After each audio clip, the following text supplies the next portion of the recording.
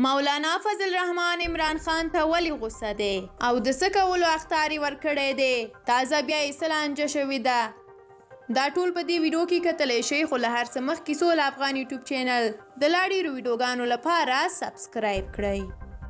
پاکستان جمهوریت غورځنګ مشر مولانا فضل الرحمن یو ځل بیا غوښتنه کړې ده چې په ملک کې د ژر تر ژره رڼې ټاکنې وشي.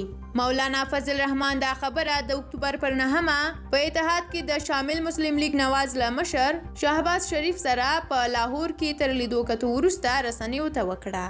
مولانا فضل الرحمن خبریالانو ته وویل چې په هیواد کې ګرانۍ ورځ تر بلې زیاتیږي او د خوراکي توکو بیې په بېساري ډول لوړې شوي دي. شهباز شریف وویل چې په پاکستان جمهوریت تحریک کې شریک ټول ګوندونه پر دې سلا دي چې په ملک کې باید زر تر زره شفاف انتخابات وشي. مولانا فضل الرحمن وویل چې د اکتوبر په 14مه به په فیصل آباد او د اکتوبر په 21مه په ډیره غازی خان کې به د حکومت پر ضد ولسي غونډې کوي. د زیاته کړه دا وخت پر ولس یو داسې حکومت مسلط دی چې هر څوک ترې د ځان خلاصولو خواهش لري، نو ځکه ژر تر ژره انتخابات د پاکستان ضرورت دی.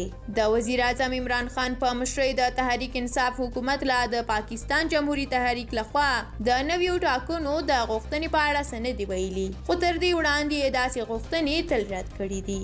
د تحریک انصاف حکومت په ملک کې د ګرانۍ په اړه وایي چې خراب اقتصاد ورته له تیرو واکمنانو په میراث کې پاتې دی او دوی یې د سمولو هڅې کوي.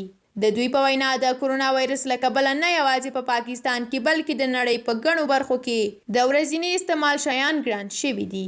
د پاکستان اپوزیشن ګوندونو د 2020 میلادي کال د سپټمبر په 20مه په اسلام آباد کې د یو غونډې په ترڅ کې د پاکستان جمهوریت تحریک په نامه د حکومت ضد غورځنګ جوړ کړی و.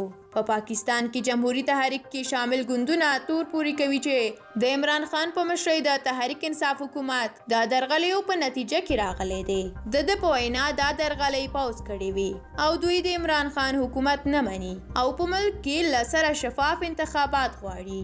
خو وزیر اعظم عمران خان او پوز دواړه د اپوزیشن تورونه ردوي او وایي چې پوز په سیاست کې ښکیل نه دی او مخالف ګوندونه یوازې د خپلو مشرانو درغلۍ پټول غواړي. په پاکستان جمهوریت تحریک کې هم اختلافات رامنځته شوي وو چې په نتیجه کې پاکستان پبلز ګوند او عوامي نیشنل ګوند ورسره وتلی وو. درنو لیدونکو، ستاسو له ملتیا ډېره زیاته مننه. تاسو د مولانا فضل الرحمن دغې غوښتنې په اړه خپل نظریات کولی شئ په کومنټ کې را سره شریک کړئ. زموږ د نورو ویډیوګانو په تمه اوسئ. تر بیا الله مو مل شه.